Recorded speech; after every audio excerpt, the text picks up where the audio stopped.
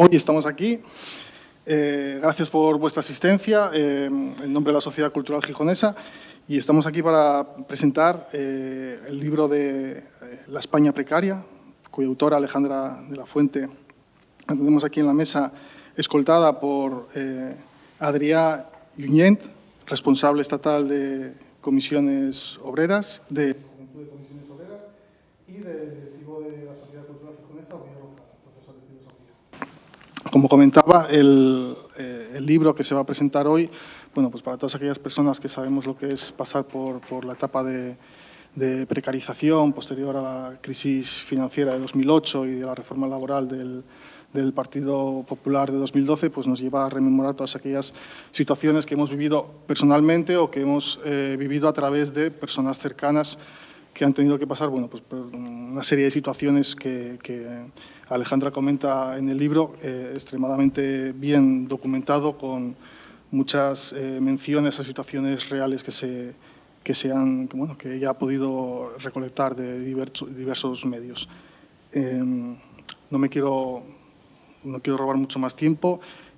Sin más, voy a dar paso a Alejandra, que nos hará pues, la exposición de su libro. Alejandra, cuando quieras. Pues buenas tardes a todos, buenas tardes a todas.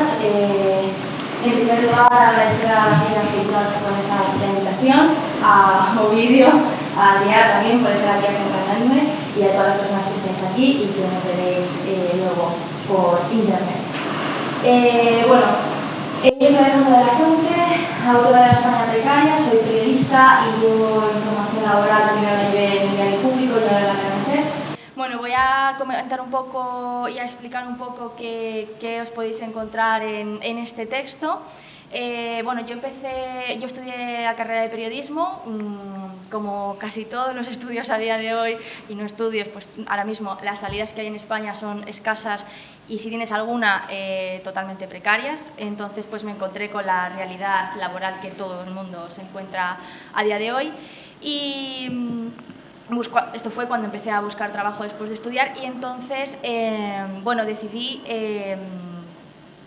al encontrarme tantas ofertas de empleo precarias e ilegales, decidí crear una cuenta que se llama Mierda Jobs, y a partir de ahí, lo que hacía ahí era subir ofertas de trabajo ilegales o legales y precarias, porque que sea legal no significa que no sea precario. Y entonces, después de empezar a trabajar en público y de investigar la precariedad desde diferentes puntos, pues decidí embarcarme en esta aventura de escribir La España precaria. Entonces, ahora que os he contado un poco mi vida, ya sí que me meto de lleno en lo que es La España precaria. La España precaria tiene diferentes capítulos y lo que he intentado hacer es abordar y explicar la precariedad desde diferentes puntos. Parece que cuando hablamos de precariedad siempre hablamos del salario, y la precariedad va mucho más allá que un salario. Muchas veces en entrevistas o cuando hablas con la gente, pues te hablan del salario mínimo o de salarios bajos, pero es que no solamente tenemos que hablar del salario mínimo o salarios bajos, es fundamental y muy importante hacerlo, pero hay que dejar también claro que la precariedad tiene muchos otros puntos. La primera parte que hablo del libro es cómo la cultura ahora mismo y la opinión pública ha intentado meternos a la ciudadanía la romantización o la normalización de la precariedad. Ha habido medios a lo largo de estos últimos años que publican a día de hoy artículos romantizando la precariedad desde muchos puntos. Quiero comentar dos o tres. Simplemente ahora de repente se ha puesto de moda, por ejemplo, el salario emocional. Esto del salario emocional es una forma de normalizar la precariedad, porque muchas de las cuestiones que van recogidas dentro del salario emocional también vienen recogidas en el propio Estatuto de los Trabajadores. No podemos decir que algo es un salario emocional cuando es la ley. Entonces, esta es una de las formas que se tiene ahora para normalizar la precariedad, pero también han surgido conceptos como el co-living, el nesting, el friganismo, conceptos que pueden sonar muy chic, que pueden sonar muy guays, pero que de guays no tienen absolutamente nada. Podemos hablar, por ejemplo, el co-living básicamente lo que significa es vivir con más personas en una misma casa. Eso, por muy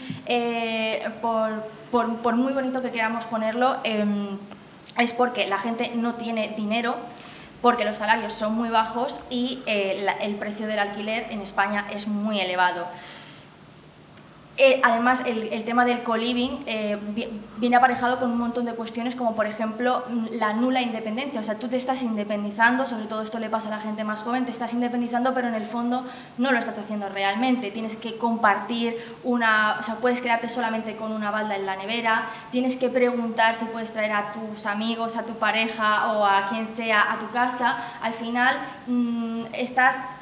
ocupas un pequeño espacio porque no tienes el dinero para poder tener tu propia independencia real. ¿Qué pasa? Esta cultura de la precariedad que viene de los medios, de algunos medios y también, por qué no decirlo, de algunos creadores de contenido, al final la cultura viene muchas veces de esa vía, se traslada a la población y hay personas que desgraciadamente la compran. Y muchas veces la compran desde yo considero, esto es una opinión mía personal, sin haber hecho una reflexión de realmente por qué estamos comprando este tipo de discurso, y se vuelca en las redes sociales, por ejemplo, y en el día a día. O sea, tú en las redes sociales, y en el libro pongo algunos ejemplos. Voy a contar un ejemplo que ha pasado aquí en España, que pasó en Barcelona hace 2 años, justamente antes de la crisis, antes de la llegada de la pandemia. Encontrarte personas mayores trabajando, o sea, personas que deberían estar jubiladas, que ya han trabajado y ya no tienen que seguir trabajando y que tienen que hacerlo porque con su pensión no pueden llegar a fin de mes. Y que haya gente que haga fotos a esas personas, que a lo mejor en este caso pues era un señor que estaba vendiendo marcapáginas en la calle, y que hagas fotos y que digas, ¡ay, qué bonito! ¿No? No es bonito, es un drama. O sea, hay que colocar las cosas. Entonces, al final, la cultura y la romantización de la precariedad lleva a que la opinión pública, una parte de ella, lo difunda y lo compre. ¿Qué pasa? Esto luego lo tenemos que trasladar a la realidad, y la realidad es que en España concretamente tenemos una realidad precaria, y para ello quiero hablar de cuatro, digamos, grupos poblacionales que sufren de forma flagrante la precariedad laboral. El primero de ellos son las personas jóvenes, que de hecho tenemos aquí a Adrià, que es de las Juventudes de Comisiones Obreras. Las personas jóvenes, voy a analizarlo solamente desde 2 puntos de vista.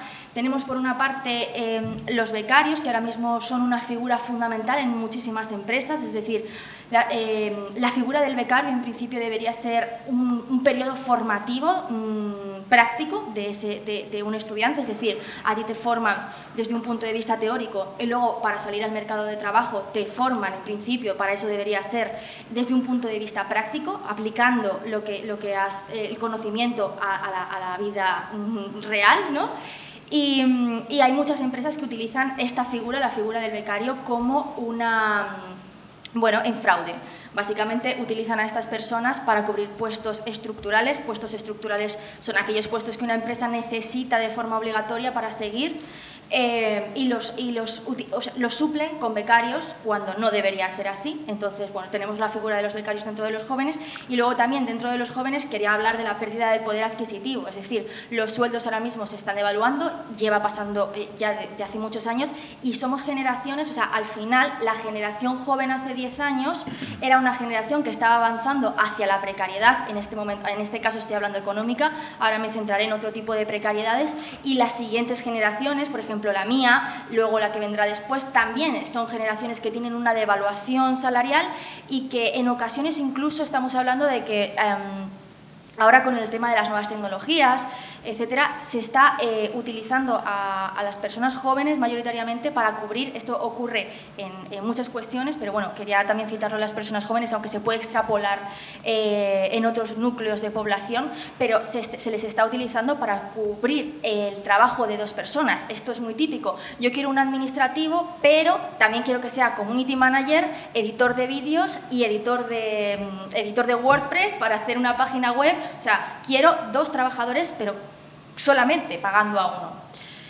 El segundo grupo de población son las mujeres. las mujeres, bueno, sufren una desigualdad salarial enorme. Simplemente voy a dar algún dato, aunque luego no sé si querrán profundizar más en este tema, pero doy algún dato.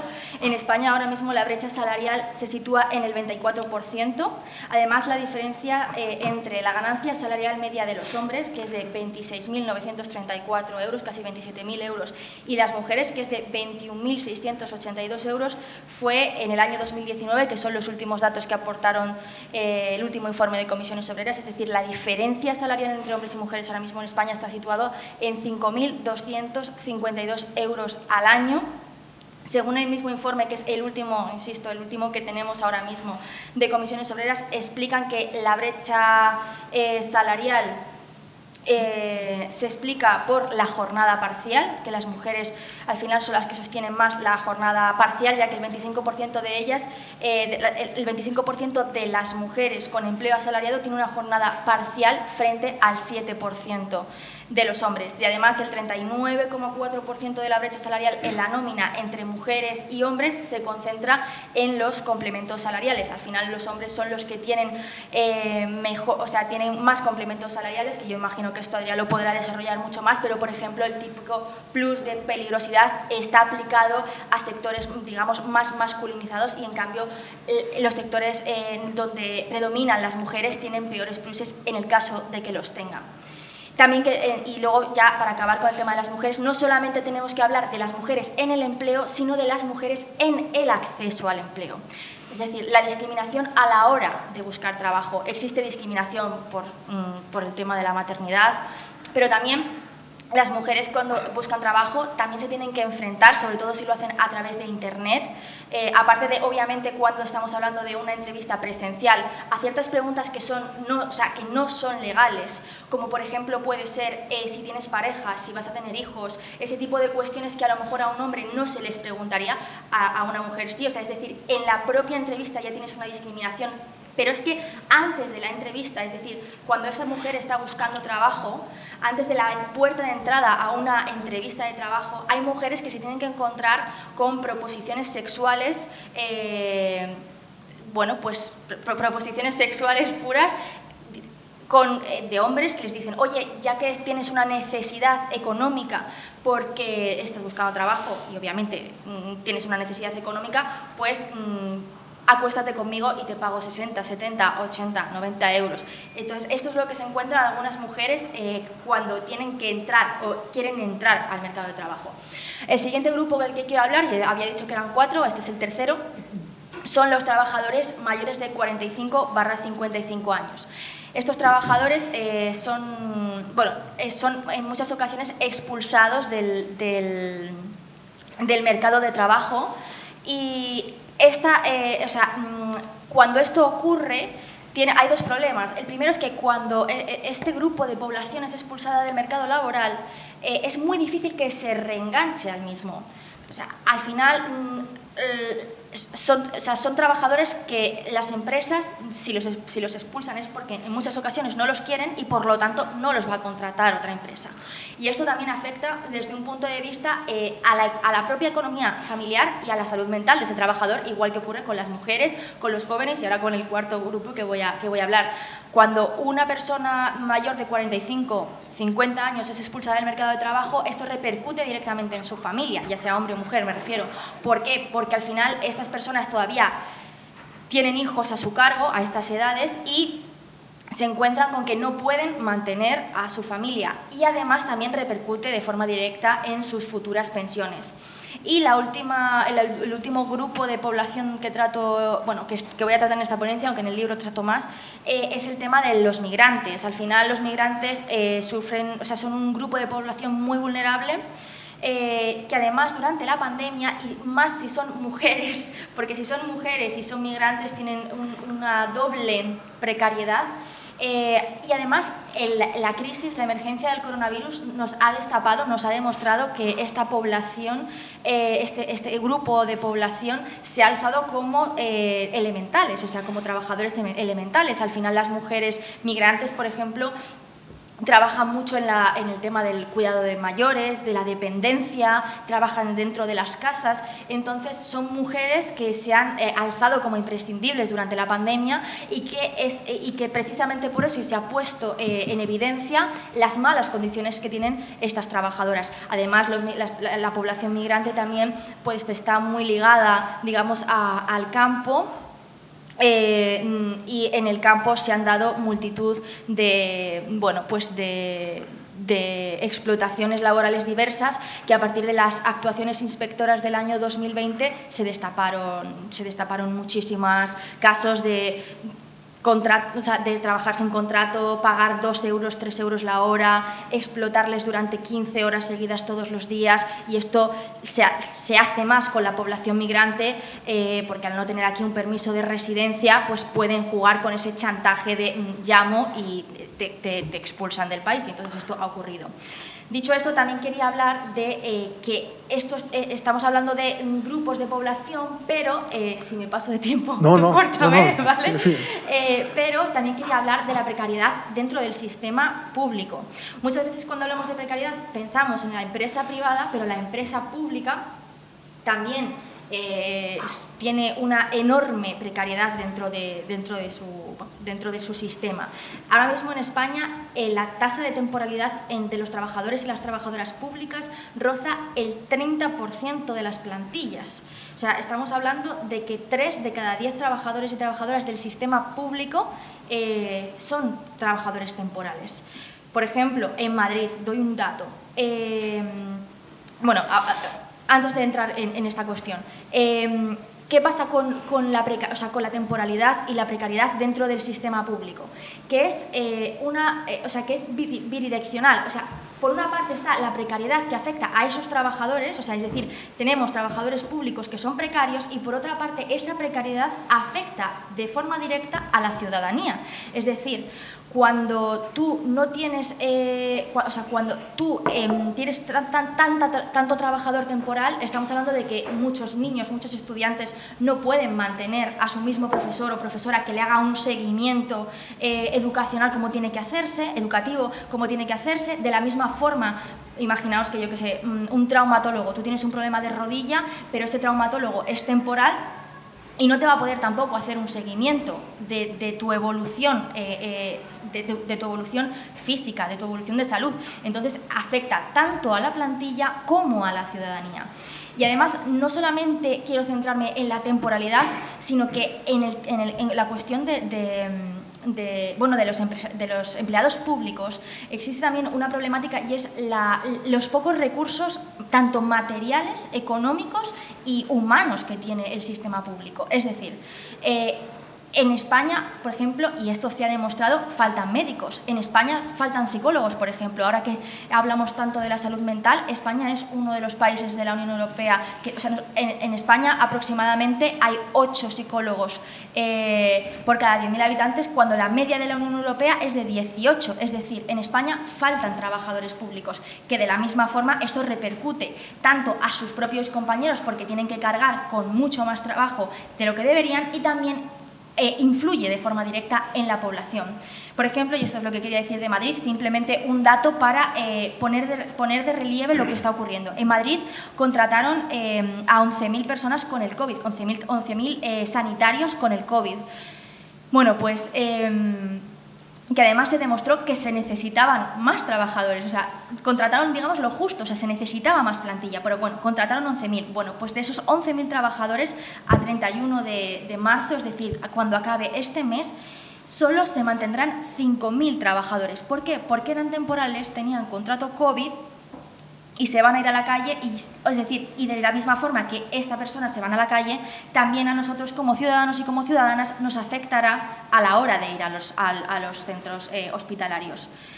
Y para terminar, quería hablar, como había comenzado esta exposición, de las otras formas de la precariedad. Insisto, cuando hablamos de precariedad, es verdad que siempre pensamos en materia económica, o sea, siempre pensamos en el sueldo, que obviamente es una de las patas, de las muchas patas que tiene la precariedad laboral, pero no es la única.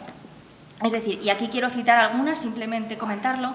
Por ejemplo, el trabajar más tiempo para poder vivir. Esta sí que estaría relacionada directamente con el tema económico. Es decir, hay personas que tienen que ampliar jornadas o incluso buscarse otro trabajo para poder vivir. Y como el problema aquí está no solamente en los bajos salarios, que es un gran problema, sino en el precio de la vida en general. Es decir, que los salarios no están acorde con el precio de la vivienda, con el precio de la energía, con el precio de los productos, etcétera, etcétera, etcétera. Y también, ¿por qué no decirlo?, porque es importante también que se hagan públicos algunos servicios que no lo son, como por ejemplo puede ser el dentista, que te puede costar, si tienes algún problema de boca, muchísimo dinero, que debería financiarse, en mi opinión, desde el sistema público. Lo mismo debería pasar con los psicólogos y lo mismo debería pasar con los fisioterapeutas. Creo que son 3 ramas básicas de la salud que deberían cubrirse. Entonces, bueno,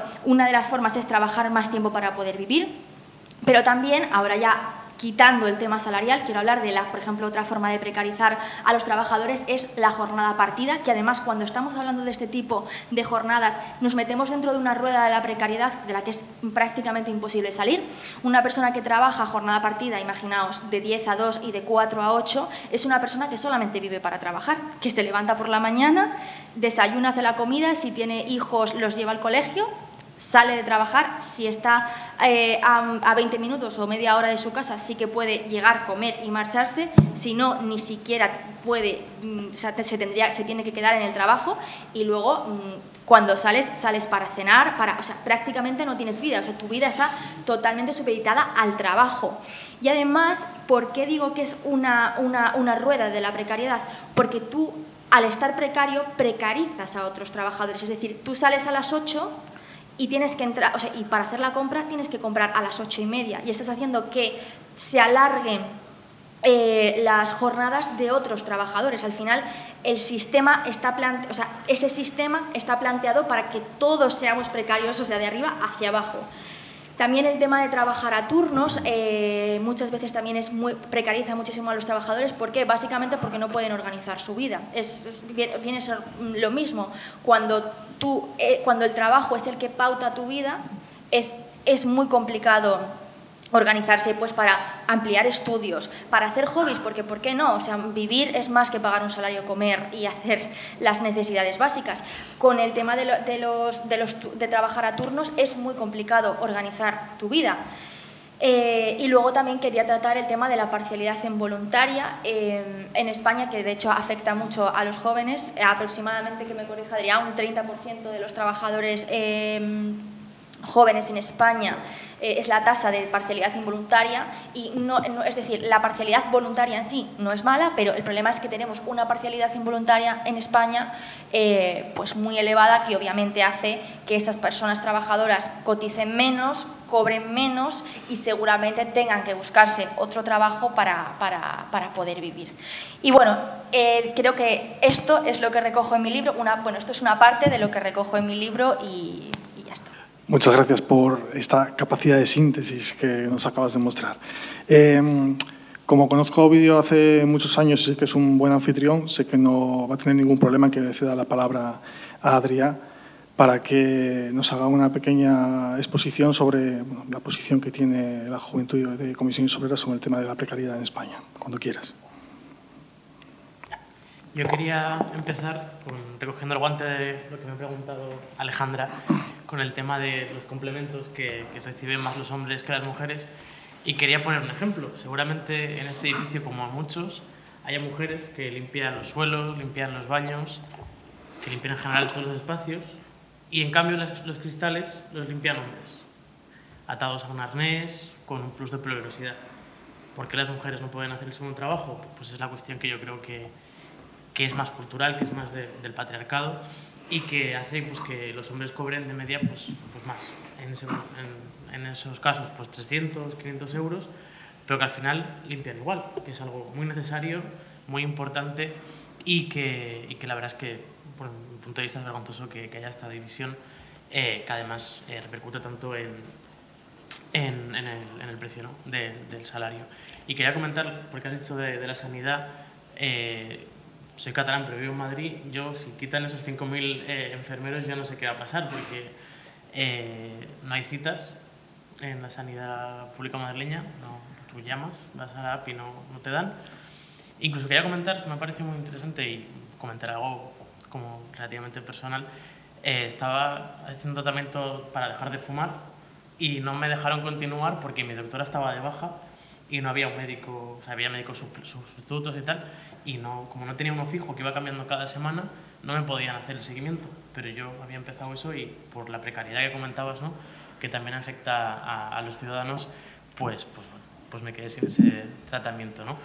Yendo ya a la cuestión para que me habían traído aquí, yo simplemente quería empezar comentando que agradecemos por parte de Jóvenes Comisiones el libro Alejandra. Creo que es una cuestión muy necesaria. Creo que todos vivimos o conocemos a alguien que vive la precariedad, pero creo que este libro aporta un punto de vista muy amplio, recoge, o sea, la precariedad es algo multicausal y que afecta de muchas distintas maneras a la gente, según pues, lo que hemos hablado, ¿no? Si eres joven, si eres mujer, si eres migrante, y vemos muy importante la redacción del libro, ¿no? ¿no?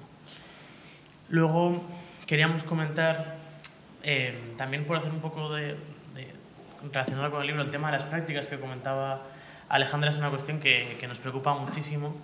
En España se están cubriendo puestos de trabajo con personas que no cobran nada, o que cobran un bocadillo, o que cobran 300 euros, ¿no? Yo me acuerdo que es una cuestión que yo creo que llevamos tantos años hablando de precariedad que ya la hemos está normalizado, ¿no? Me acuerdo de un amigo que estudió ingeniería de matemáticas y ingeniería de telecos y matemáticas, que era lo que tiene más salidas.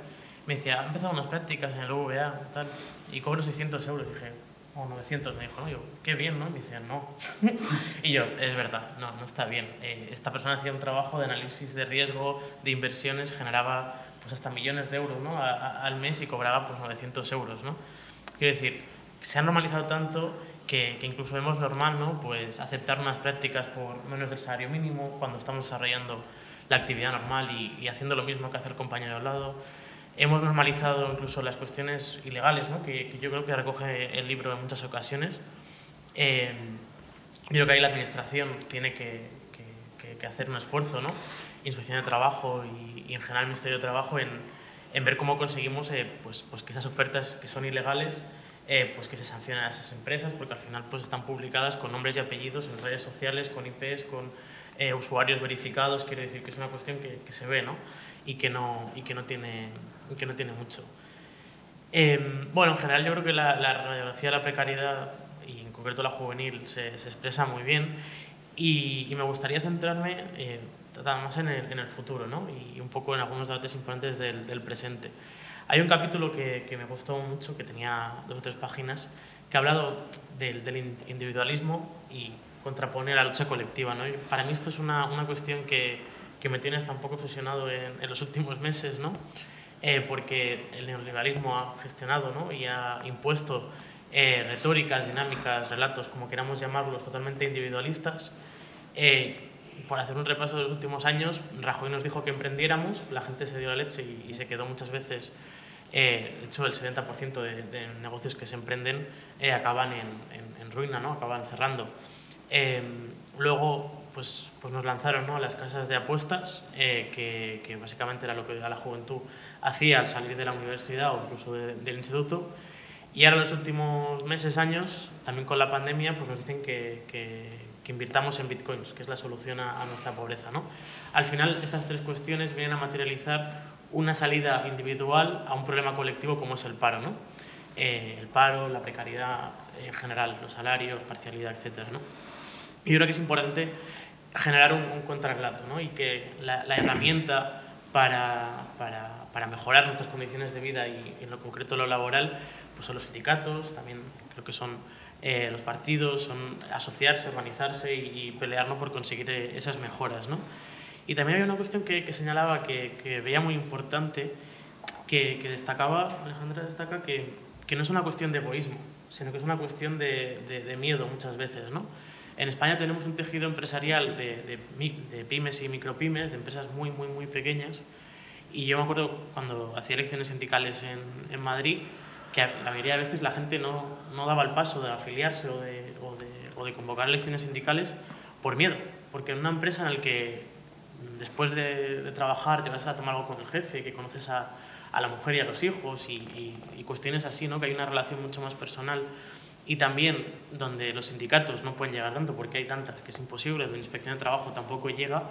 En esas situaciones lo que la gente tiene es miedo a que la despidan, y con el trabajo pues yo creo que es normal que la gente no quiera jugar, ¿no? Y yo creo que ahí tenemos que generar un relato de que la gente no está sola, de que si eso ocurre hay que apoyar y hay que movilizar.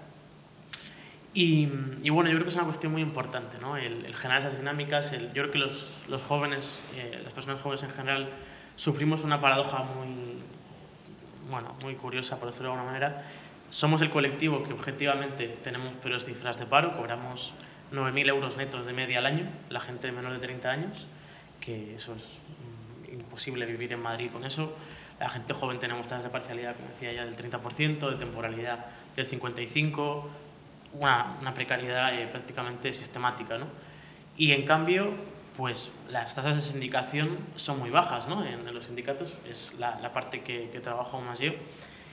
Y es paradójico, ¿no? Porque hay una imagen, ¿no? Los ninis, bueno, eso son 4 gatos y de hecho ninis hay en todas las edades, porque las mujeres que están en casa haciendo las labores del hogar, pues de cara a la administración también son ninis, porque ni trabajan ni estudian, ¿no? Y hay gente de todas las edades. Para mí un nini es aquel rentista que vive de alquilar pisos en Madrid, y eso no me molestan tanto como los 4 jóvenes que hay, ¿no? Pero bueno, al final a lo que iba es que yo creo que hay que generar esos marcos o sea, que el sindicalismo, o sea, que la gente joven sí que hace cosas. La gente joven sale a la calle por el medio ambiente, ¿no? Por pelear por el mundo que con los niveles de contaminación y otras cuestiones se va a la mierda, ¿no?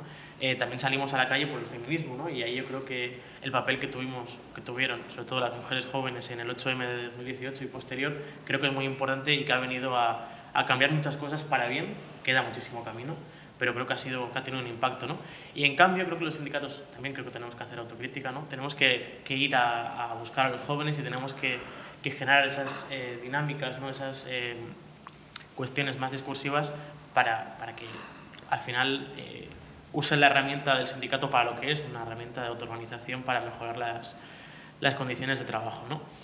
Y por último, también yo creo que es importante toda la precariedad que vivimos, que se relata en este libro. Yo también creo que no es porque sí, ¿no? No es porque, o sea, lógicamente los empresarios quieren maximizar su beneficio y la precariedad pues aumenta el beneficio que pueden tener, ¿no? Pero no situaría ahí solo la única problemática, sino también creo que es por la estructura productiva del país, ¿no? Es decir, y de hecho creo que decirlo aquí en Asturias es uno de los mejores sitios para comentarlo, ¿no?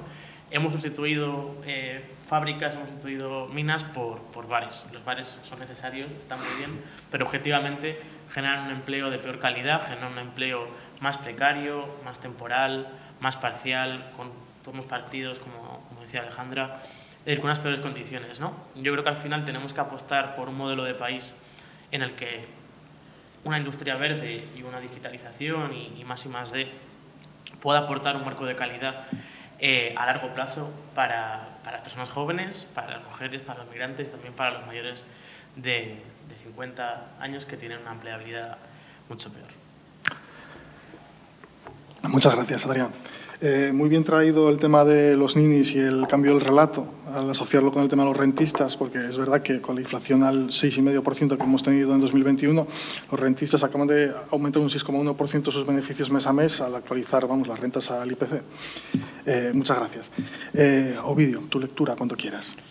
Bueno, muchas buenas noches a todos.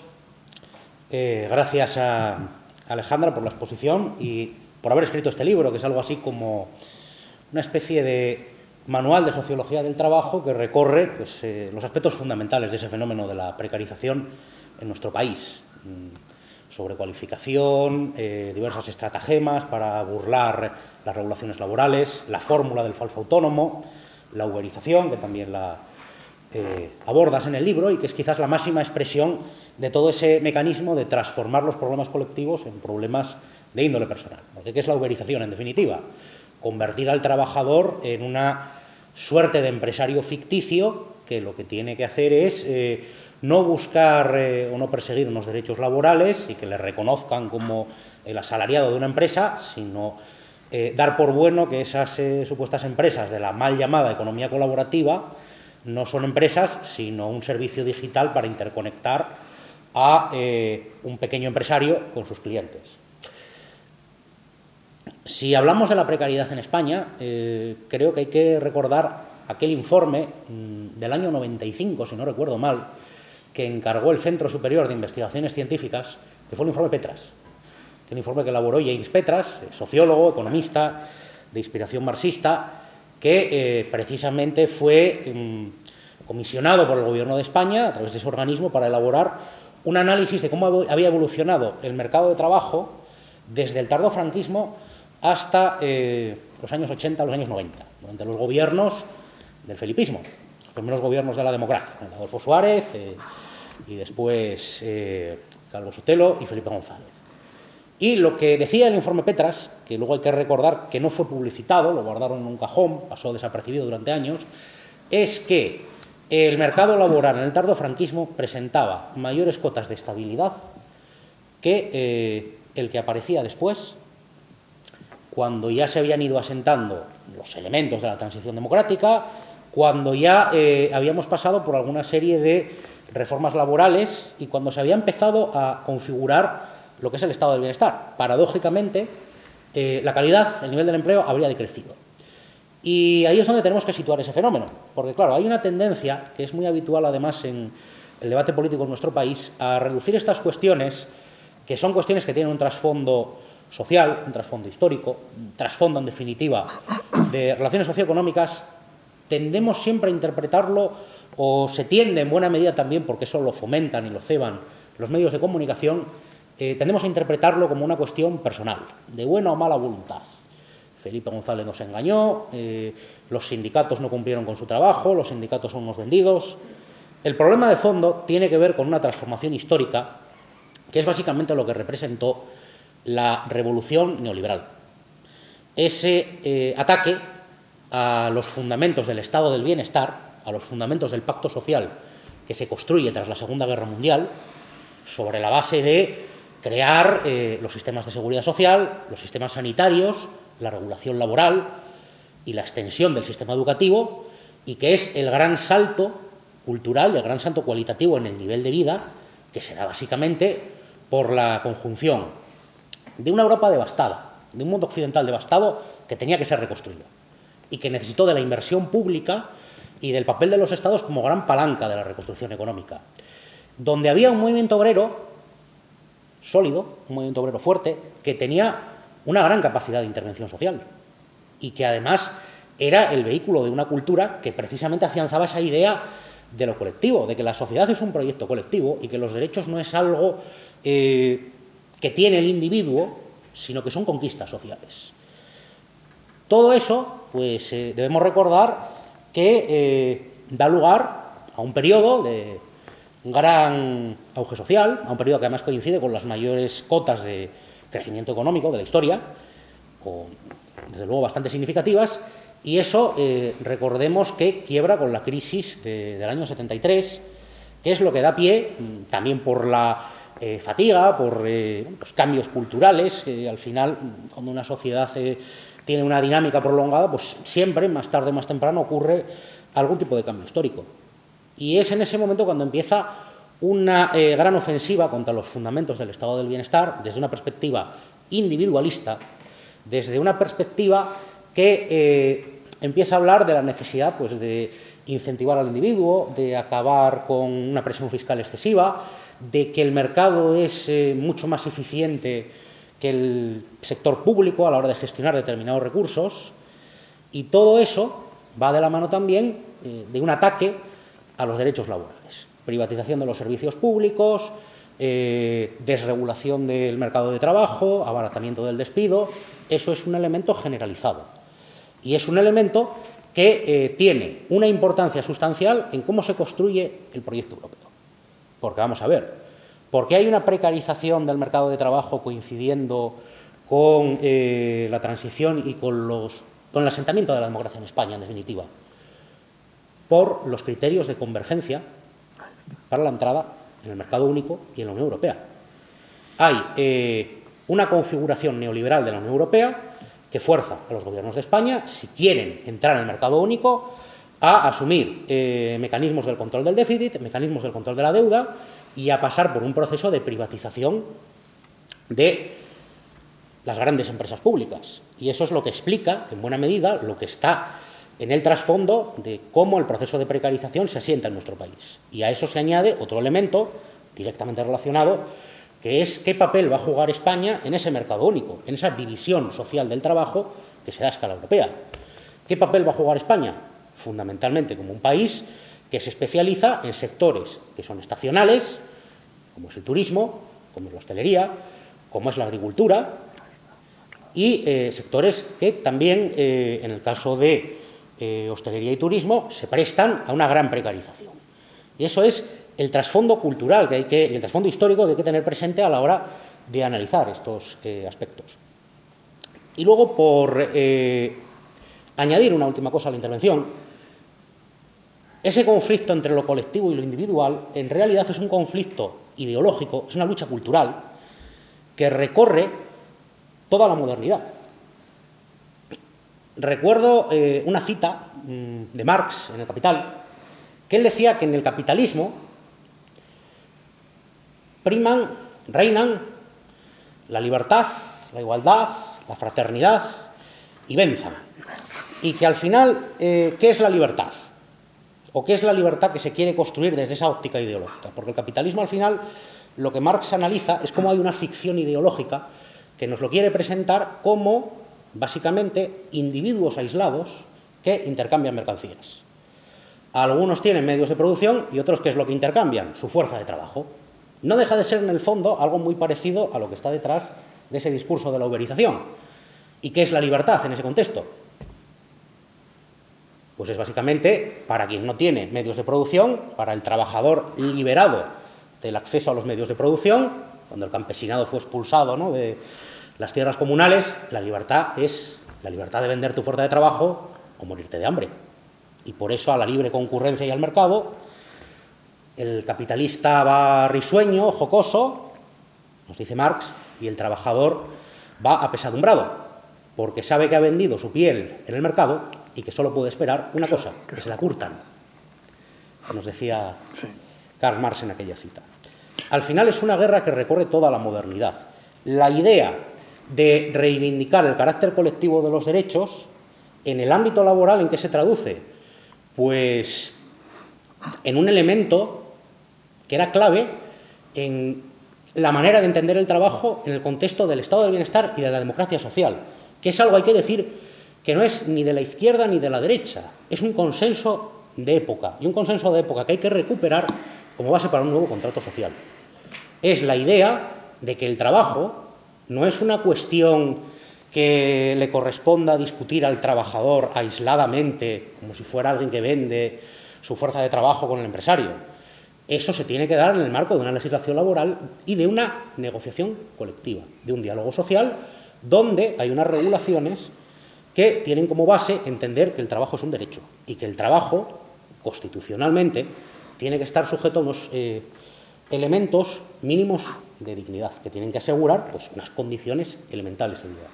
Y ese es el punto que creo que tiene que ser una palanca precisamente para revertir esta situación. Bueno, y hay más cosas, pero supongo que irán saliendo en el debate. Vale, muchas gracias, Ovidio, siempre tan didáctico, como se nota que hay tablas. Antes de empezar esta sesión, tuve la oportunidad de charlar con los ponentes sobre la nueva reforma laboral del Gobierno. Me quedó bastante claro que la manejan con bastante soltura. Yo quería preguntaros, más que no por los aspectos técnicos de la reforma laboral, sino por vuestra valoración global sobre la reforma, si os gusta, si no os gusta, si creéis que debería profundizar más o está bien como está. Y como la ponente del libro es Alejandra, tú misma. Vale. Bueno, pues sí, hemos estado hablando de la reforma. Yo considero que la reforma laboral, aprobada en el boletín el año pasado, en diciembre, considero que es un buen punto de partida. O sea, considero que está bien, creo que es un buen punto de partida. El objetivo principal de la reforma laboral era reducir la temporalidad, que era lo que se pedía desde la Unión Europea. Y, bueno, una de las mayores lacras de nuestro sistema laboral en la actualidad. Por dar un dato, la temporalidad en España ahora mismo se sitúa entre el 22 y el 25%, oscila más o menos entre esas cifras. Y, claro, el objetivo de la reforma es limitar los contratos temporales que hasta ahora mismo han sido el pan nuestro de cada día, y con ello también eliminar el famoso contrato de obra y servicio, que lo que hacía, si se empleaba también en fraude, porque aquí en España se ha hecho mucho fraude, y se empleaba en fraude. El contrato de obra y servicio, en principio, para lo que se debería utilizar, tenía una causa. Al final, las contrataciones tienen una causa. La contratación temporal puede darse siempre que haya unas causas que justifiquen dicha contratación, es decir, por ejemplo, una baja, un trabajador se rompió una rodilla y hay que sustituirlo de forma temporal, ahí sí que cabría un contrato temporal. Y el contrato de obra y servicio se ha utilizado mucho. En principio, el contrato de obra y servicio era: yo contrato a un trabajador hasta que acaba para una tarea concreta, desde el inicio de esa tarea hasta el final de esa tarea. Y a partir de los 3 años, si esa tarea, por decirlo de alguna forma, se cronificaba, ese trabajador pasaba a ser indefinido. Eso nunca ha sido así. Al final, aquí lo que hay que hacer es diferenciar, con todo, que luego si pasamos al tema de la uberización, que me ha apuntado muchas cosas, hay que diferenciar siempre la teoría de la práctica. La teoría es esa, la práctica era que tú utilizabas ese tipo de contratación, tanto la temporal como el contrato por obra y servicio, para contratar trabajadores que en principio de forma causal deberían ser indefinidos, pero claro, teniéndolas de la manga de le despido por menos dinero y le despido cuando quiera. Al final un contrato por hora y servicio, lo que decía el empresario es: oiga, se ha acabado la tarea para la que estaba asignado este contrato por hora y servicio, váyase usted a la calle. Y entonces, en ese aspecto, considero que está bien. Además, considero que está bien como punto de partida. Además, es cierto que la temporalidad sobre todo se centra en las personas jóvenes y en las mujeres. Por dar otro dato, según un estudio publicado hace aproximadamente 2 meses, los jóvenes de entre 16 y 34 años, esa franja de edad, soportaban aproximadamente, claro, depende del mes, al final se hacía una media, el 70% de los contratos de las personas entre 16 y 34 años eran temporales. Estamos hablando de una cifra muy elevada y además en un momento vital, que eso también lo quiero dejar sobre la mesa, en el que estas personas van a empezar a hacer una vida. Es decir, tú no puedes desarrollar tu vida o empezar a desarrollar tu vida, que es un momento vital muy importante. Con 30 años estás desarrollando tu vida, la que quieras, pero la estás desarrollando. Con un 70% de temporalidad es muy complicado ese desarrollo. Y por otra parte, las mujeres, que también quería dar un dato, también soportan una temporalidad considerablemente superior, no estamos hablando del nivel de los jóvenes, pero bueno, sí considerablemente superior al de los hombres. Por ejemplo, según los datos de la EPA del tercer trimestre del año pasado, el 25,2% de las mujeres soportaban contratación temporal frente a un 19% de los hombres. Entonces es cierto que la reforma va a puntos concretos de grupos de trabajadores y grupos de población más vulnerables. En ese aspecto considero que está bien.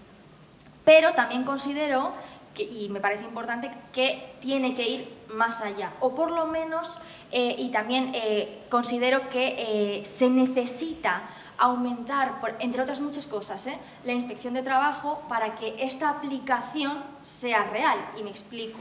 Tenía aquí unos datos que considero bastante relevantes, un segundo, Porque al final es cierto que está es cierto que hay muchísima contratación indefinida en estos 2 meses que está en aplicación ya la reforma laboral del 2021, pero todavía hay muchísimas empresas que hacen contrataciones temporales en principio en fraude. Por ejemplo, tengo aquí algunos datos.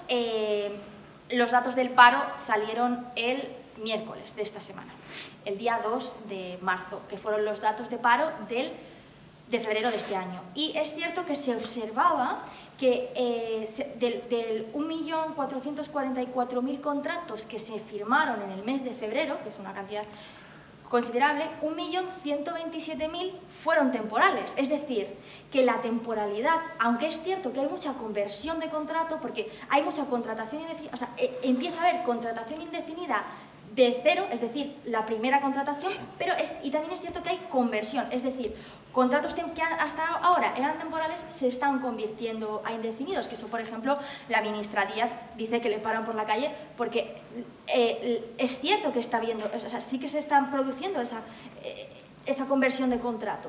Pero aún así, la cultura que tenemos en España de la temporalidad es tan elevada que de 1.444.000 contratos que se hicieron, 1.127.000 fueron temporales. Entonces, bueno, pues quería dejar ese dato porque, insisto, es muy importante que haya una fuerte labor de inspección de trabajo para que esto deje de ocurrir y por lo menos que, aunque es verdad que, como decía Adrià, la inspección de trabajo no puede llegar a todas partes, sí, y más con el ratio de inspectores de trabajo que tenemos en España, que es escaso, pero bueno, si aumentamos la plantilla de la inspección de trabajo y las empresas que no están haciendo las cosas como tienen que ser dentro de la legalidad, porque esto es lo que dice la ley ahora mismo, la reforma laboral dice esto y no puedes hacer otra cosa, pues considero que estas cifras disminuirían de forma significativa. Así que lo considero, y bueno, no me voy a meter a analizar la reforma porque has dicho solamente una valoración, considero que está muy bien, considero que es un buen punto de partida y considero que debe haber, ya no solamente en la propia reforma, sino que debe haber medidas añadidas a esa reforma, como puede ser la inspección de trabajo, como puede ser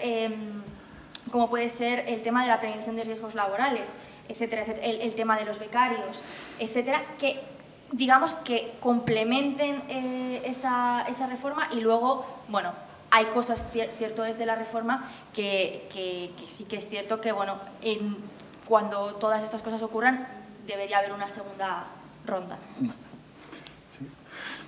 Es cierto que el tema de incrementar la plantilla de inspectores de trabajo y seguridad social es una demanda que ya lleva años, porque parece que, bueno, que todavía parece que el Ministerio de Trabajo todavía no puede, digamos, que incrementar las plantillas tanto como deberían. Adrià, tú, como representante de los jóvenes, ¿crees que esta reforma laboral sirve? Bueno, espero que la respuesta está clara, pero bueno, te la tengo que hacer de todas formas. ¿Sirve para combatir la precariedad laboral juvenil? Yo creo que es un paso importante e imprescindible. Yo creo que es por 2 cuestiones, sobre todo lo que afecta a la juventud, ¿no? La parte de temporalidad, que a todo lo que ha comentado Alejandra también añadiría que había una práctica que era la contratación por días o por horas, que era algo muy habitual. Eso se dificulta mucho más, ¿no? Se pone una penalización, una especie de recargo a aquellos contratos de menos de 30 días, del 200%, ¿no? Por tanto, eso va a ser más complicado a partir de ahora y eso es una práctica que parece, es decir, esos contratos podrán ser siendo temporales o no, pero esos contratos, en mi punto de vista, y porque los sufrí durante bastante tiempo, eran muy perjudiciales para la salud mental y para el proyecto de vida de una persona, ¿no? Porque al final, si tú no sabes si mañana vas a ir a trabajar o no, si tú hoy estás contratado, mañana no y pasado sí, no te puedes poner malo, o si te pones malo vas a trabajar malo, no puedes pensar siquiera en sindicarte, no puedes pensar siquiera en alquilar un piso porque ¿qué contrato le presentas? El que te hicieron ayer, no, eso no te lo cogen en ningún lado, ¿no? Yo creo que es una cuestión muy importante. Yo también, como decía que Yolanda, no se encuentra gente que le dice indefinidos, también he conocido gente que dice, mi contrato ya no dura 7 días o 5 días para no pagarme el fin de semana, ahora dura un mes. Es escaso, o sea, es decir, hay mucho camino por hacer, pero veníamos de un sitio en el que la ley se le hacía poco caso también porque a veces se había desregulado y porque a veces... O sea, yo he escuchado una crítica, ¿no? Esta reforma laboral viene a hacer que se cumpla lo que ya había la ley, ¿no? Porque el obra y servicio dice, solo por entrar un momento técnicamente, que la actividad, la actividad que desarrollaba el trabajador tenía que tener sustantividad propia, ¿no? ¿Qué significa ese concepto? Básicamente que no fuera, es decir, si tú trabajas en una empresa de pintores, pues que no pintaras. Eso no se cumplía, o sea, es decir, las empresas que pintaban pisos contrataban a gente con el obra y servicio y no pasaba nada. Pero ya no por inspección, sino porque lo llevabas a demanda y no ocurría nada, ¿no? Y también creo que el obra y servicio, aparte de que, como los contratos fugaces que le hemos llamado, te impiden hacer un proyecto de vida, ¿no? Porque se acaban cuando el empresario quiere. También yo quiero comentar que son contratos altamente antisindicales y por una cuestión muy concreta, ¿no? Y aquí voy a meterme en el lío de los fijos discontinuos, ¿no? Que es un tema que es muy curioso, pero yo vengo a defender el fijo discontinuo frente al obra y servicio. No todos los obras de servicio van a fijo discontinuo, o deberían ir, si se hace, habrá que volver a regular. Pero si yo trabajo en un comedor escolar, comedor de chavales de primaria, y estoy de septiembre a junio y me echan, ¿cómo me organizo? ¿Cómo hago elecciones sindicales? Si me van a echar, porque se va a acabar la obra por la que en teoría me han contratado. En un fijo discontinuo, eres indefinido, es un tipo de contratación, podríamos llamar parcial, porque no estás todo el año, pero al final permite la acción sindical, permite una estabilidad. Sabes que te tienen que llamar a partir de septiembre y si no es un despido improcedente, ¿no? Yo creo que viene a generar algún derecho que como joven que ha estado años en precariedad, a mí me parecen determinantes, ¿no? Y luego creo que en general todo lo que es recuperar el poder en la negociación colectiva también es determinante, ¿no? Tenemos la ultraactividad de los convenios, que era una espada de Damocles que teníamos los sindicatos cuando íbamos a negociar un convenio en una empresa, que si no firmábamos una bajada salarial, pues el convenio decaía, y no decaía ya el salario un 5, sino quizá decaía un 20, y decaía también las vacaciones, decaían también otras cuestiones que teníamos ya firmadas, y bueno, también otras cuestiones que tampoco da mucho tiempo, ¿no? Yo creo que es un paso, es importante seguir. La inspección de trabajo, como comentabais, es determinante. Y lo último que comentaré sobre esto, en la disposición segunda de la reforma laboral parece que ahora se tiene que abrir el plazo de negociación para el estatuto del becario. El nombre que tienen que afinarlo porque no es ni muy inclusivo, ni creo que becario es un concepto que podamos y debamos usar. Hay que desarrollar una legislación que limite y que dé un marco de calidad a las prácticas. Y sobre todo yo creo que aquí la cuestión fundamental es diferenciar lo que es trabajo de lo que no. Lo que es trabajo se tiene que remunerar como trabajo, tiene que haber una relación laboral, tiene que estar en el amparo del Estatuto de los Trabajadores, porque el Estatuto de los Trabajadores regula el trabajo, porque si no, no se llamaría el Estatuto de las Personas Trabajadoras, se llamaría pues, el Estatuto de las Personas pues, que hacen voluntariado y que trabajan, pero no, se llama de los trabajadores, de las personas trabajadoras, ¿no? Y yo creo que ahí está la clave, ¿no? Tanto por la precariedad que sufre la gente años y años haciendo prácticas, trabajando 8 o 10 horas sin cobrar nada o cobrando miserias, como para en general que las prácticas también, las prácticas no laborales que tienen que seguir existiendo, tengan un marco de calidad y la gente se forme, que para eso están, y que la gente aprenda y que no sea una fuente de explotación. Muchas gracias. Ovidio, si nos ilustras con tu particular lectura, por favor. Bueno, en este tema creo que yo soy un pobre aprendiz al lado de dos especialistas consumados. Quizás faltó grandilocuencia y se generaron unas expectativas que eran, no sé si decir irreales, o que surgieron al calor de las elecciones. Y sobre todo por la parte que respecta al Partido Socialista, que ya sabemos que tiende a ser muy radical con la retórica electoral y luego, cuando tiene que pasar a los hechos, pues esa radicalidad desaparece. También se suele olvidar que en este asunto de la reforma laboral había un condicionante que es la aprobación de los fondos europeos, de los fondos Next Generation, los fondos que concede Europa o que se acordaron en el marco de la Unión Europea para la reconstrucción económica. Evidentemente, no nos podemos olvidar del contexto de lo que supone la pandemia, para bien y para mal. Y lo de para bien ahora lo explico. Había un condicionante por parte de la Unión Europea y además hay que decir que se fue también muy opaco con estas cuestiones, porque no nos informaron con suficiente claridad de qué exigencias había, de qué condiciones se estaban poniendo. Pero parece ser que, así lo dio a entender en ocasiones Nadia Calviño, parece ser que había una exigencia de que la reforma laboral surgiera con un acuerdo entre los representantes empresariales y los representantes sindicales, y que eso era una exigencia europea, una exigencia de la Comisión Europea, o al menos una indicación. Aparte, evidentemente, pues hay presiones del mundo empresarial, porque no nos podemos olvidar que la política es un conflicto de intereses, es un juego de intereses entre diferentes colectivos, entre diferentes grupos sociales. Y, lógicamente, la precarización se impulsó porque aumentaba los márgenes de beneficio, porque reducía la capacidad de los trabajadores para mejorar sus condiciones laborales, para mejorar la protección laboral, etc. La reforma laboral quizás sobró grandilocuencia, no se derogó ni la reforma de Zapatero ni la de Rajoy. Es cierto, hay elementos que no se recuperan, de la indemnización por despido, de otros aspectos, también la autorización administrativa para la realización de los ERES, pero sí es cierto que se recupera la ultraactividad, se recuperan elementos de negociación colectiva que habían quedado muy dañados, y eso ya nos vuelve a situar en un plano donde el trabajador está protegido por la acción sindical, y luego, además, incidir en que el contrato, por definición, tiene que ser el contrato indefinido. Es decir, todo lo que tiene que ver con realizar una actividad en un marco empresarial, que es una actividad, o sea, en el marco de una empresa, que es una actividad estructural, eso, por definición, tiene que responder a la contratación indefinida. Y otras fórmulas de contratación es para cuestiones que o son sobrevenidas o cumplen con algo que, por definición, es temporal. Quizás sobró grandilocuencia, pero es evidente que representa pues, un paso adelante, una cierta recuperación de derechos. Y luego la clave es que la reforma laboral es una pieza más, porque realmente, para revertir la precariedad, lo que tiene que haber es una reestructuración del mercado de trabajo y de lo que es la propia economía española, lo que es el propio marco productivo.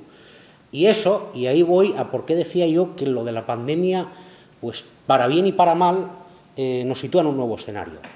Después de la pandemia, pues está claro que los servicios públicos, los trabajos esenciales, la capacidad productiva, son elementos estratégicos de los Estados. No puede ser que aquí llegue una pandemia y tú no puedes producir respiradores porque deslocalizaste una serie de empresas estratégicas. No puede ser que tienes una carencia de personal sanitario, tienes una carencia de personal administrativo que es esencial para aprobar, por ejemplo, los ERTES, o que durante años se estuvo, por los criterios de estabilidad presupuestaria, pues básicamente limitando la inversión, el gasto público en una serie de servicios, y que tienes unas plantillas raquíticas. Yo soy profesor en el ámbito educativo, precisamente Alejandra lo menciona en el libro. En el trabajo público hay también un fenómeno de precarización, que no es comparable al que se da en otros ámbitos, pero tenemos un abuso de la figura del interino en la educación, lo mencionabas también tú antes, creo recordar, y pues eso supone una degradación de un derecho y una degradación del servicio educativo. Entonces, la reforma laboral tiene que ser una pieza más en un cambio de modelo productivo, y en buena medida lo de la pandemia pues hace ver que el modelo neoliberal era evidentemente muy beneficioso para multinacionales, para el ámbito financiero, para sectores empresariales, pero para el país en conjunto era un riesgo, porque nos volvió débiles, incapaces de afrontar desafíos. No podíamos producir respiradores, fíjense ustedes. Pues hay que aprovechar esto para reivindicar el papel del Estado como el gran motor de la economía en cualquier país desarrollado. Y eso tiene que ser una pieza más, junto con la reforma laboral, pues para lograr una reestructuración de nuestro modelo productivo, en definitiva. Gracias, Ovidio. Junto al tema de la reforma laboral, es cierto que el Gobierno también está dando otra serie de pasos, como los incrementos recurrentes del salario mínimo. Creo que recientemente se ha aprobado el tema de la prestación por desempleo para las trabajadoras del hogar. Y sí, ya, algo así. Bueno, y creo recordar también que se ha legislado para que los fijos discontinuos, que es una de las esencias que tiene la reforma laboral, puedan recurrir en igualdad de condiciones a las prestaciones por desempleo con el resto de trabajadores. Bueno, se están realizando una serie de...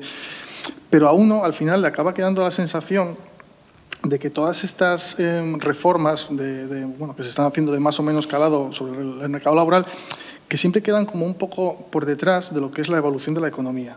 Aquí quiero introducir en el debate el tema de la uberización, porque parece que a veces tú intentas legislar, o sea, los gobiernos intentan legislar para tapar unos huecos, pero la economía neoliberal te saca otros agujeros distintos por otro sitio. Entonces, quería saber, más o menos vuestra opinión, vuestra lectura sobre el fenómeno, lo que se conoce como la uberización, que es, Uber, Cabify, Globo y todas estas empresas que parece que las llaman de economía colaborativa, pero que de colaborativas tienen más bien poco. Alejandra, cuando quieras. Bueno, aclarar, simplemente para que se sepa, es verdad que están en un proceso para intentar que las trabajadoras del hogar tengan algún tipo de prestación por desempleo, pero para concretarlo, la cuestión es que el Tribunal de Justicia de la Unión Europea abroncó a España hace 2 semanas aproximadamente, no creo que llegue a 2 semanas. Sí, la semana pasada, diciendo que hay una discriminación indirecta hacia las trabajadoras del hogar, porque en su mayoría son mujeres, por no tener un acceso a una indemnización por, al paro. El caso es que, esto se está estudiando, simplemente quería hacer el matiz para que sepáis que todavía esto no ha ocurrido. Ahora ya sí, me centro en la uberización de la economía. Es cierto, y recogiendo un poco lo que comentabas, es cierto que, pero también Ovidio yo creo que ha dado mucho con la clave, es cierto que se realizan determinadas acciones, esto pasa, se puede extrapolar a muchas cuestiones, incluida a la inspección de trabajo.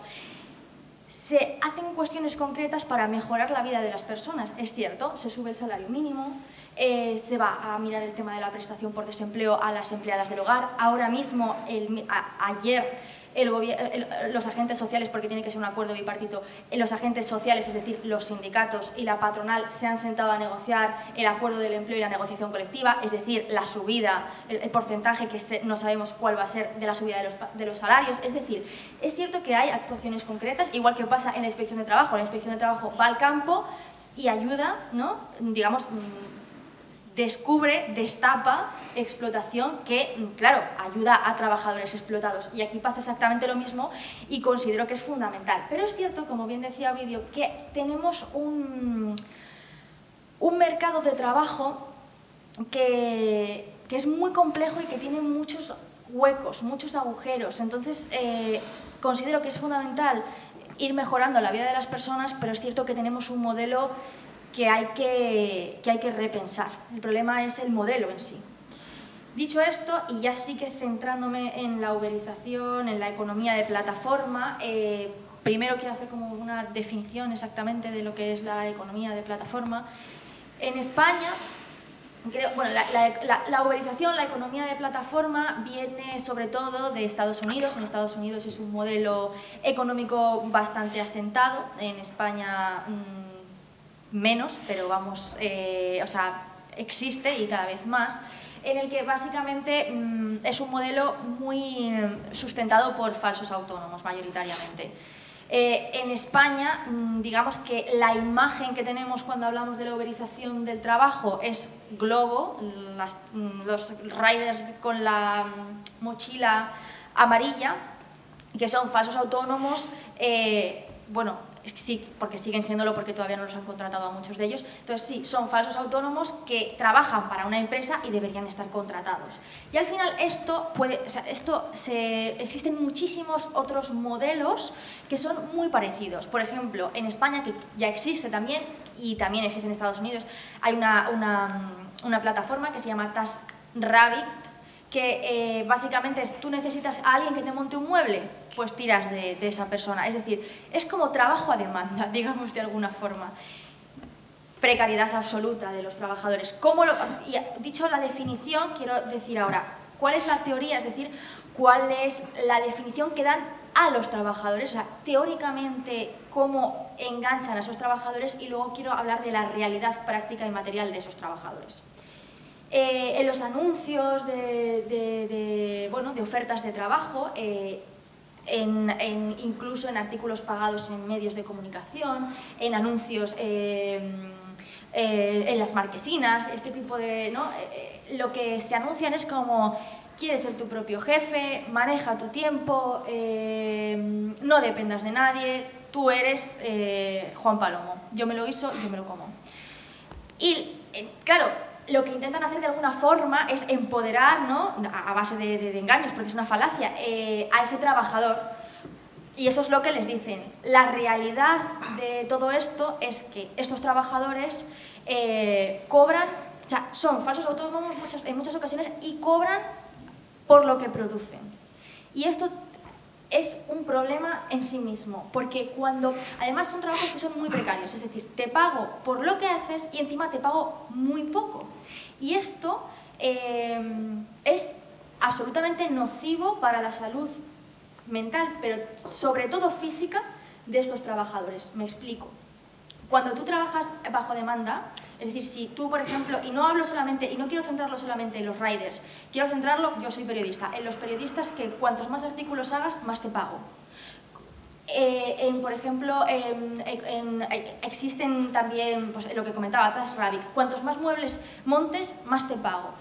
Puede pasar con el tema, por ejemplo, de las cuidadoras o de las limpiadoras, ¿no? Cuanto más horas limpies, más te pago, pero te pago poco. Es decir, ese trabajador, esa trabajadora, en vez de trabajar 8 horas al día, va a trabajar 12. Y esas 12 horas son nocivas o sea, puedes tener problemas cardiovasculares, puedes tener problemas musculoesqueléticos, puedes tener un amplio abanico de enfermedades físicas y obviamente de enfermedades mentales. Es decir, si yo no consigo esto, no pago el alquiler, no pago la comida y no pago el colegio a mis hijos, o los libros a mis hijos. Y además está muy relacionado con los accidentes laborales, que para mí es uno de los problemas más grandes que tenemos en España, porque solamente el año pasado hubo 1.560.000 accidentes de trabajo. Fallecieron 703 personas, 2 personas al día. Se iban a trabajar y no volvían. Entonces, el tema de la uberización del trabajo está estrechamente relacionado con los accidentes laborales. ¿Por qué? Porque si tú trabajas a demanda, corres con la moto. Sí. Porque tienes que hacer más pedidos y corres con la moto y te la pegas. Y tú limpias y en vez de hacer, por ejemplo, pasa con las trabajadoras de piso, camareras de piso, perdón, pues en vez de tener una postura concreta para agacharte, hacer la cama y colocarte, tú vas a toda pastilla, y siento decirlo de una forma tan coloquial, para acabar ese y pasar al siguiente. Y lo mismo ocurre con los montadores de muebles. Entonces, al final, este modelo productivo y laboral, que ya lleva varios años en España y que en Estados Unidos está totalmente normalizado y instaurado, es absolutamente nocivo para los trabajadores. Y además, en el caso de los falsos autónomos, porque muchos de estos trabajadores son falsos autónomos, además es que no es legal en España.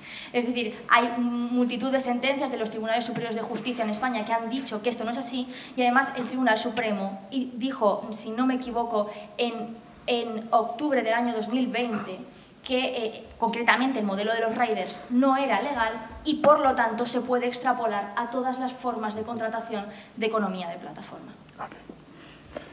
Muchas gracias, Alejandra. Me están informando de que vamos un poco justos de tiempo, entonces quería pediros a Adrià y a Ovidio si podéis ser breves.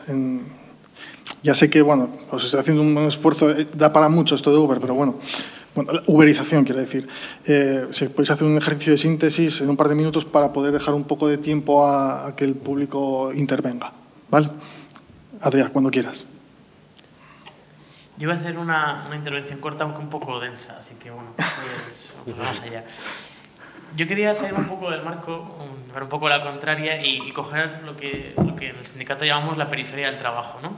Yo creo que las empresas lo que buscan con esas estrategias, ¿no?, de periferias del trabajo, de generar estas periferias del trabajo, es quitarse la responsabilidad que tienen. Es decir, como comentabas, ¿no?, tengo un trabajador que se muere, pues tengo que evaluar los riesgos, si yo lo he hecho mal tengo que indemnizarle, si tengo que despedirle tengo que pagarle la indemnización, todas esas cuestiones, ¿no? hay muchas estrategias que vienen a externalizar el riesgo al trabajador o a una otra empresa, ¿no? La subcontratación, con el caso de las camareras de piso ocurre mucho, ¿no? Las empresas multiservicio hacen esto, la uberización, por supuesto. Si el trabajador se mata con la moto o se cae de la moto, o un rider me refiero, pues allá él, eso quiere decir, no tengo que reparar la moto, no tengo que hacerme cargo de su baja por accidente laboral, no tengo que pagarle vacaciones.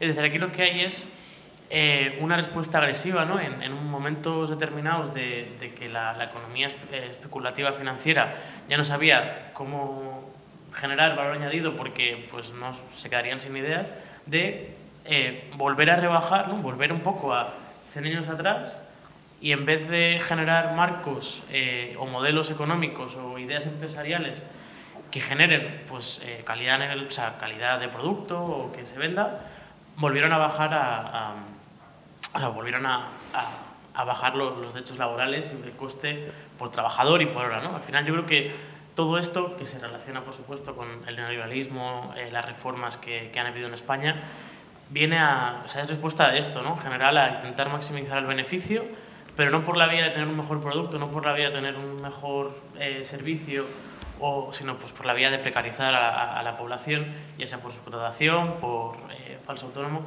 Lo de los trades, que aquí en España, que es trabajador autónomo dependiente de empresa, ¿no? Esto es un falso autónomo, pero legal, que está por ley. Sí.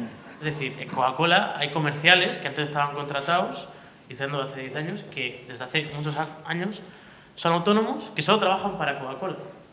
Y solo venden Coca-Colas a los bares. Es decir, esto hay una desregulación y hay un acompañamiento por parte de las instituciones públicas y los gobiernos que ha habido en España de potenciar esto, ¿no? Y yo creo que así es lo que lo tenemos que vender. Esto es la precariedad de siempre que vuelve en formas en neologismos ingleses. Sí. Muchas gracias. Ovidio, cuando quieras. Bueno, el capitalismo tiene un carácter muy proteico y en su propia tendencia a buscar siempre el beneficio, a inducir que los agentes económicos compitan para ampliar las tasas de ganancia, el nivel de beneficio, pues genera que se produzcan innovaciones que pueden ser tecnológicas, que pueden ser en las formas de contratación, que pueden ser en nuevas estrategias de comercialización o de distribución. Todas estas economías de plataforma son una forma de instrumentalizar innovaciones tecnológicas vinculadas a Internet, a la economía digital, a las redes sociales, que tienen evidentemente una conexión con esa cultura absolutamente individualista. Hay un capítulo de Black Mirror que se llama Caída en picado, que precisamente trata esto, y la clave es que la tecnología en sí misma pues, puede tener efectos positivos o negativos en términos sociales en función de si hay capacidad de legislar para evitar estos abusos, como es el caso de la utilización sistemática de los falsos autónomos. Y evidentemente no se trata de que desaparezca estos sistemas de compra a domicilio, de compra desde el domicilio, de atención a domicilio utilizando Internet. Se trata de regularlo para evitar los abusos y también a lo mejor, dado que estas empresas son multinacionales que se sirven de sistemas de ilusión para no tributar en el país, pues hombre, habrá que empezar a exigirle al gobierno que regule eso, que dé la batalla donde la tiene que dar para que eso se corte, y a lo mejor, pues mira, diseñar software específico para el pequeño comercio y que compitan con ese tipo de fórmulas, eso sí, respetando la legalidad laboral. Muchas gracias, Ovidio. Vamos a dar paso a las preguntas del público. Yo creo que habéis hecho un mapa, especialmente tú, Alejandra, sobre la cuestión de la precariedad. Yo os quería plantear un ejercicio de futuro. Es decir, efectivamente yo estoy de acuerdo con el diagnóstico que habéis hecho sobre la reforma laboral. Añadiría algo, que es que por primera vez vemos una reforma laboral a la ofensiva, digamos, desde la perspectiva de los trabajadores. Las diversas reformas que habíamos experimentado siempre habían sido retrocesos. Entonces, esa ofensiva, ¿por dónde creéis que debe seguir? Y le añado un factor que es la cuestión de las sinergias y las alianzas. Visto que los partidos están en un claro momento de retroceso a nivel militante, por ejemplo, y visto que es un fenómeno que también se reproduce en otros espacios como los sindicatos, ¿cómo creéis que tienen que generarse las sinergias con quizás otros movimientos que a priori no tienen ese punto de vista tanto del trabajo, pero que sin embargo obviamente están atravesados por él? Pues considero que sí que es cierto que la reforma laboral ha sido como ofensiva por parte de los trabajadores. Yo me centraría, creo que me voy a centrar simplemente en dos cuestiones que considero que debería ser el siguiente paso. También desde un punto de vista más que ofensivo, quiero explicar, considero que es necesario para mejorar de forma directa la vida de los trabajadores, y es por donde yo tiraría. En primer lugar, que lo he comentado antes durante la intervención, creo que me centraría en la prevención de riesgos laborales. En España, la cuestión de la prevención de riesgos laborales es de risa, es de risa. No sé, las personas que estáis aquí, las personas que luego nos veréis a través de internet, pero ¿qué empresa? Hay muy pocas empresas que realmente te dan un curso de prevención de riesgos laborales, que realmente se preocupan por la integridad física y mental, ya es que ni lo menciono, de los trabajadores. ¿Cuántas veces te han dado un papel y te han dicho, toma, firma esto como que te lo has leído y ya está? Y el que firma esto como que te lo has leído es tu salud física, que puedas tener un problema físico en tu puesto de trabajo. Entonces considero que la cuestión de la prevención de riesgos laborales se tiene que tomar en serio de una vez en este país, y esa sería la siguiente cuestión que yo trataría de forma urgente, prácticamente inmediata. Además, en nuestro país, me refiero, por el modelo productivo, es cierto que, determinados, por ejemplo, en el sector servicios, en la construcción, que me refiero, son ramas productivas de nuestro país muy fuertes. Hay muchos riesgos laborales, es decir, hay muchos accidentes laborales. También quería no dejar de mencionar la cuestión de la agricultura, donde también los hay. Entonces, esa sería una cuestión. Y la segunda cuestión que creo que es fundamental es de verdad dotar a la Inspección de Trabajo y a los servicios públicos de capital humano y económico. No puede ser, como bien comentaba Ovidio, no puede ser que llegue una pandemia y nos pille esto sin ningún tipo de margen de maniobra. El SEPE, por ejemplo, el SEPE es el organismo que se vio desbordado, es el que llevaba a cabo los ERTE, el paro. No puede ser que el SEPE hagan falta 8.000 trabajadores, y ya no estoy hablando de una pandemia, estoy hablando del día a día normal, 8.000 trabajadores que no están contratados y que se tiren de interinos. Me refiero, durante la pandemia hubo creo que fueron 1.100 contrataciones, pero que no eran personal laboral fijo. Entonces considero, y con el SEPE lo llevo a otras muchísimas cuestiones, es que al final la precariedad no solamente tiene que ser económica, es que tú tengas que esperar 3 meses para ir a un especialista o un año para ir a un especialista, también es precariedad del sistema. Entonces considero que dotar de servicios públicos, dotar de económicamente y a nivel de personal a los servicios públicos, a mí creo que sería la siguiente cuestión, y entre ellos, como no, la Inspección de Trabajo, porque al final todo esto, la reforma laboral, la subida del salario mínimo, etcétera, etcétera, etcétera, es la norma, que en principio se tiene que aplicar.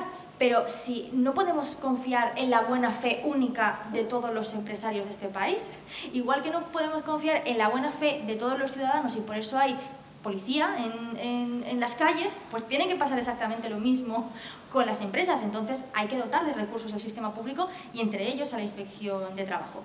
Y con respecto a la otra cuestión, considero que, estamos viviendo un cambio que también parte es un cambio, digamos, estructural, creo, muy fomentado económicamente, porque al final la economía va totalmente, o repercute, mejor dicho, de forma directa en la sociedad y en la cultura, y creo que, bueno, estamos en un momento en el que el individualismo a nivel económico, social y cultural es muy fuerte. Creo que también la llegada de las nuevas tecnologías, me refiero que son buenas, pero que es importante la aplicación, pues también está dando muy fuerte, y creo que desde los sindicatos, los partidos, las asociaciones, se debería hacer, yo no, o sea, yo aquí dejo a Adrià, que yo creo que por alusiones debe ser la persona que responderá seguramente mejor que yo, pero considero que habría que dar una vuelta a la comunicación y cómo nos comunicamos a través de las nuevas tecnologías con las futuras generaciones, que al final van a ser las que van a tener que asociarse, las que van a tener que sindicarse y las que van a tener que sacar adelante el país. Cuando quieras, Adrià. Me reía porque la última vez que la vi en otra presentación del libro me echaba la bronca por esto, ¿no? Yo creo que tiene mucha razón. Pues lo primero, yo creo que lo que toca... Creo que lo primero que toca es pues, seguir mejorando la calidad del empleo, mejorar el sistema productivo y seguir avanzando las cuestiones que quedan de la reforma laboral de Rajoy y del Partido Socialista, pero también buscar las fórmulas para lo que decía ahora Alejandra, ¿no? Para que las empresas que a veces son piratas, creo que esto es así, hay lo que decía, buenos ciudadanos y malos, ¿no? Y hay buenas empresas y malas empresas. Que las empresas piratas tengan cada vez más difícil seguir precarizando a la gente, ¿no? Y con lo último que decía, yo quería comentar, aparte de mejorar la comunicación, que es algo determinante y que creo que estamos en ello, aunque nos queda mucho camino, yo creo que también, por lo menos Comisiones, tiene que intentar recuperarse pues lo que era un poco los 70, ¿no? Que yo creo que, y 80, ¿no? Que era un espacio de encuentro, un espacio de liderazgo a nivel cultural, un espacio de liderazgo también a nivel de... Vamos, yo no estaba, pero por lo que he leído y me han contado, y también como de que dinamizaba, ¿no? El tejido social, dinamizaba el tejido cultural y sobre todo a nivel de movilización tenía esa referencialidad, ¿no? Yo creo que tenemos que... Yo esto en la internet del sindicato lo digo mucho, ¿no? Yo creo que tenemos que salir de los edificios, tenemos que ir a hablar con los trabajadores, que lo hacemos, lógicamente, pero tenemos que hacerlo aún más, tenemos que ir a aquellas personas más precarizadas, también tenemos que salir, tenemos que reunirnos con asociaciones, con sindicatos, con partidos, con también movimientos juveniles como pues, los que se mueven por el tema del clima, por el tema del feminismo o por muchas otras cuestiones, ¿no? Yo creo que Comisiones tiene que recuperar esa función que tenía y que creo que ahora tiene en menor medida. Muchas gracias, Ovidio. Cuando quieras. Bueno, por un lado, hay una economista muy interesante, que es Mariana Mazzucato, que escribió una obra llamada El Estado Emprendedor, que creo que da una de las claves precisamente para confrontar con todo este discurso del individualismo, de la desregulación, del ataque a la progresividad fiscal, que en definitiva es un discurso que lo que ataca es el propio concepto del Estado social. Y lo que hay que decir es que en cualquier país desarrollado, el gran motor de la economía, el gran agente para generar investigación al desarrollo y el gran dinamizador del mercado es el Estado. Y que la palanca para la transformación del modelo productivo pues es, evidentemente, el incremento de los servicios públicos, el incremento del empleo público, porque el empleo público de calidad genera capacidad de consumo, tiene un efecto de arrastre y, además, es que atiende a una serie de derechos y a una serie de sectores que son estratégicos. Tenemos por delante desafíos de época, como es, por ejemplo, la transición energética, la transformación del modelo productivo para adecuarlo a todos estos desafíos que van desde el cambio climático a cómo recuperamos los niveles económicos tras la pandemia y, evidentemente, esto viene de la mano precisamente de recuperar las políticas de estímulo económico. Y si no está habiendo unos efectos tan dañinos como se esperaba, que desde luego fueron dañinos, de la pandemia, es porque esta vez no se está apostando, ni se está apostando en España, ni se está apostando a escala de la Unión Europea, por aquel paso adelante en las políticas neoliberales que fue lo que se hizo en 2008. Están suspendidos los criterios de estabilidad presupuestaria, están suspendidos los criterios de déficit, y lo que hay es que dar una batalla Y esa batalla se tiene que dar desde el Gobierno de España, no solo desde el tejido asociativo, que también, obviamente, por precisamente entender que todos esos mecanismos, primero, no tenían que ver con la eficacia de la economía, tenían que ver con los intereses fundamentalmente del gran capital y del capital financiero. Tenían que ver con una disposesión de la mayoría social, no con una eficacia en la gestión económica. Y es necesario revertir todos esos elementos desde la perspectiva de que nos convierten en sociedades más débiles, más inestables, que rompen la cohesión social y que no nos permiten un desarrollo adecuado. Y eso es un elemento central en la confrontación contra todo ese discurso neoliberal que creo que, con todo lo terrible que es la situación actual, creo que ese discurso hoy está más debilitado que hace unos pocos años. Y luego, respecto a cómo generar un tejido militante, en definitiva, hombre, yo creo que hoy los sindicatos pues siguen siendo el gran elemento de tejido militante. De hecho, yo diría que si los sindicatos es verdad que se debilitaron muchísimo, y se debilitaron muchísimo básicamente por la desindustrialización.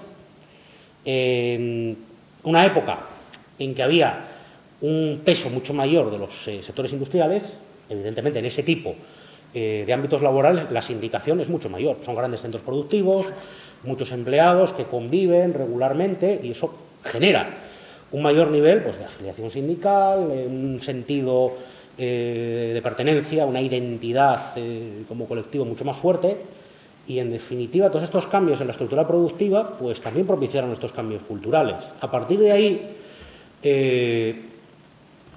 pues francamente yo respuestas tengo muy pocas con respecto a eso, tengo muchas incertidumbres, pero está claro que la presencia en elementos como las redes sociales, las plataformas digitales, es una de las claves. La gente joven ya no ve la tele, cada vez menos la tele, ¿no?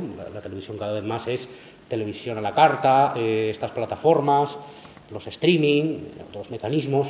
Las grandes figuras en la juventud ya no son los grandes comunicadores de la tele, que queda más para una población de mediana edad o de población anciana, y hoy tenemos bueno, pues una serie de figuras, estos youtubers famosos, y habrá que tratar de situar a figuras en esos ámbitos pues que difundan estos discursos. Creo yo que esa es la clave en la que hay que trabajar, pero bueno, una cosa muy genérica y que tampoco se me ocurre a mí mucho más. Pues muchas gracias, Ovidio. Muchas gracias a todos por vuestra asistencia. Lamentablemente, pues por limitaciones de tiempo y horario, se nos quedan en el tintero unas cuantas cosas que eran muy interesantes.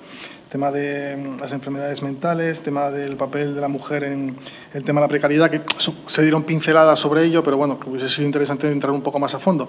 Pero también es cierto que si queréis informaros un poco más sobre esos temas, podéis comprar el libro, que para eso tenemos aquí hoy a la autora. Muchas gracias a todos por vuestra asistencia, en nombre de la Sociedad Cultural Gijonesa.